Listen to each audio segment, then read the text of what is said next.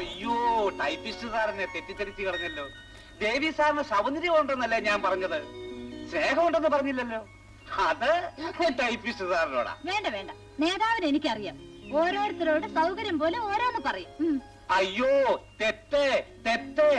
Typist സാറിന് എന്റെ മനസ്സിലിരിക്കുന്നത് എന്താണെന്ന് അറിയാൻ പാടില്ല അഞ്ജിത്ത. എന്താ മനസ്സിലിരിക്കുന്നത്? ഇതാ ഈ രൂപം. ആ പിന്നെ ഞാനൊരു കാര്യം പറഞ്ഞാ കേക്കോ? ഒന്നല്ല, ടൈപ്പിസ്റ്റ് സാറ് 1000 കാര്യങ്ങൾ പറഞ്ഞാലും ഞാൻ കേൾക്കും. പറ പറ. ദേവിയെ പറ്റി നേതാവ് പുകഴ്ത്തി പറഞ്ഞല്ലോ, അവളെ നമ്മുടെ യൂണിയനിൽ ചേർക്കാൻ സാധിച്ചോ? അതിപ്പോ ചേർക്കുന്ന അവൾക്ക് കുറച്ച് ഡമ്പ് കൂടുതലാണ്. അവളെ ഒരു പാഠം പഠിപ്പിക്കണം. അതിനിവിടെ ആണുങ്ങൾ ഉണ്ടെങ്കിലല്ലേ? അല്ല, ഞാനാരാ? ആണല്ലേ? പറഞ്ഞാ മതിയോ? അല്ല, പ്രവർത്തിച്ച് കാണിച്ചു തരാം പോരെ. പക്ഷേ ദേവിസാറും രവിസാറും തമ്മിൽ പ്രണയത്തിനാണല്ലോ. അപ്പൊ നമ്മൾ തമ്മിലോ?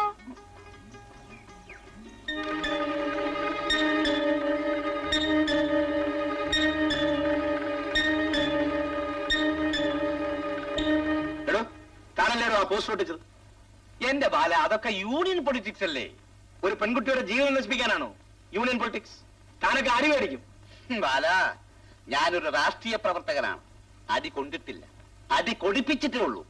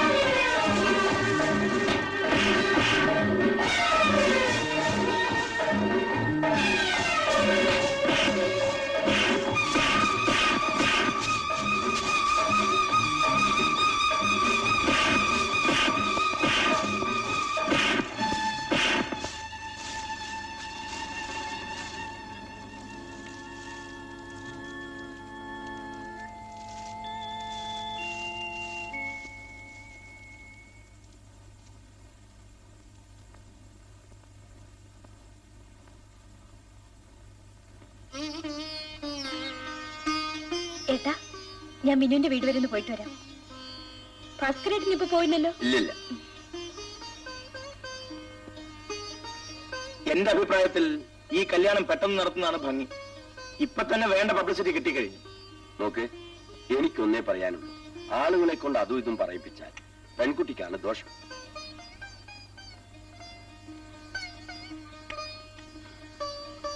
നിനക്കാണെങ്കിൽ മറ്റു പ്രാരാബ്ദങ്ങളൊന്നുമില്ല. അതുകൊണ്ട് കഴിയുന്നതും വേഗം ഒരു കുടുംബജീവിതം തുടങ്ങുന്നതാണ് നല്ലത്. ദേവിയും വിവാഹകാര്യം സൂചിപ്പിക്കുകയുണ്ടായി. അച്ഛനോട് ഞാൻ ഈ കാര്യം എങ്ങനെ പറയും? അതിന് നീ ഭയപ്പെടണ്ട, ഞങ്ങളുണ്ട്. നാളെ തന്നെ അച്ഛനെ കാണാം. എന്താ ഭാസ്കരേട്ടാ?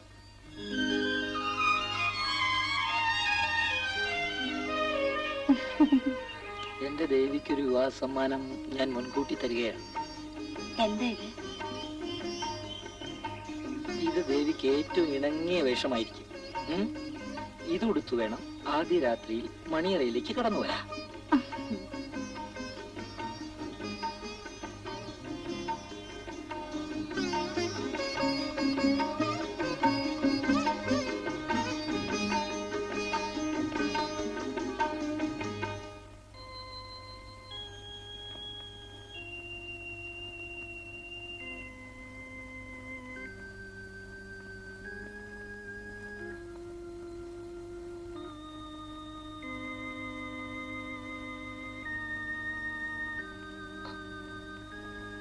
എന്താ ഭാസ്കരൊക്കെ പോയ കാര്യം?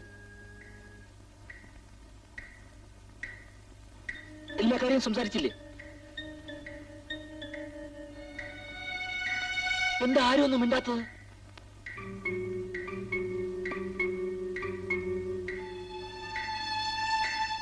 നീ എന്താ ഒന്നും മിണ്ടാത്തത്?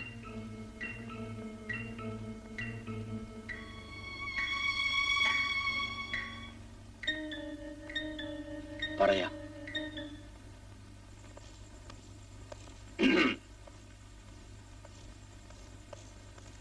Hi, good morning. മോർണിംഗ്. അമ്മാവനോടൊരു കാര്യം സംസാരിക്കാനാണ് ഞങ്ങൾ വന്നത്. വാട്ട്? അമ്മാവനോ? നിങ്ങളാരാ? ഞങ്ങൾ ആരാണെന്ന് പറയാം, ഇരിക്കണം.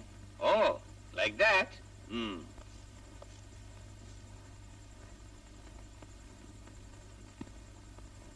ഞങ്ങൾ ദേവിയുടെ ഓഫീസിൽ ജോലി ചെയ്യുന്നവരാ. എന്റെ പേര് ബാലചന്ദ്രൻ, ഇദ്ദേഹം മിസ്റ്റർ ഭാസ്കർ, ഓഫീസ് സൂപ്രണ്ട്. പുറത്ത് ഞങ്ങളുടെ എല്ലാവരുടെയും ഒരു ചേട്ടൻ. കാര്യം കുറച്ച് ഗൗരവമുള്ളതാണ്. അത്ര ഗൗരവമൊന്നുമില്ല. നമ്മുടെ ദേവിയുടെ വിവാഹക്കാര്യം. വിവാഹകാര്യമോ? ദേവിയോടൊപ്പം ഞങ്ങളുടെ ഓഫീസിൽ ജോലി ചെയ്യുന്ന ഒരാളുണ്ട്, പേര് രവി. ആ രവിയും ദേവിയും തമ്മിൽ ചെറിയൊരു പ്രേമബന്ധത്തിലാണ്. ഓഫീസിൽ എല്ലാവരും അറിഞ്ഞു കഴിഞ്ഞു.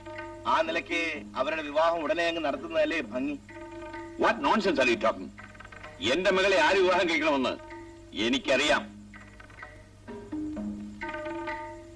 രവി നല്ല പയ്യനാണ്. So what? ബന്ധുക്കളായിട്ട് രവിക്ക് ആരുമില്ല, ഏകനാണ്. അതുകൊണ്ട് അമ്മായി പോരിന്റെയോ നാത്തൂൻ പോരിന്റെയോ പ്രശ്നമേ വരുന്നില്ല. ആരുമില്ലാത്തതിന് വിവാഹം കഴിച്ചു കൊടുക്കാനുള്ളതല്ല എന്റെ മകൾ. ബാലൻ പറഞ്ഞത് മേജർ ശേഖരന്റെ മകളെ ആര് വിവാഹം കഴിക്കണമെന്ന് തീരുമാനിക്കുന്നത് മേജർ ശേഖറാണ്. Understand what I mean? ആരുടെ ഉപദേശമൊന്നും എനിക്ക് ആവശ്യമില്ല. ചൂടാകാതെ അമ്മാവ. ചെറുപ്പക്കാർ ചൂടാകാൻ മനസ്സിലാക്കാം. Don't be silly. ഞാൻ പറയുന്നത് ഒന്ന് ശാന്തമായി കേൾക്കണം. രവിയും ദേവിയും തമ്മിൽ മാനസികമായി അടുത്ത സ്ഥിതിക്ക് അവരുടെ വിവാഹം ഏറ്റവും വേഗത്തിൽ നടത്തി കൊടുക്കുന്നതല്ലേ ഒരു അച്ഛന്റെ കടമ. Look here, I know about my responsibility. ഞാൻ ജീവിച്ചിരിക്കുമ്പോൾ ഈ വിവാഹം നടക്കില്ല. തീർച്ചയാണോ? മേജർ ശേഖരന്റെ തീരുമാനത്തിന് ഇന്ന് വരെ മാറ്റം ഉണ്ടായിട്ടില്ല.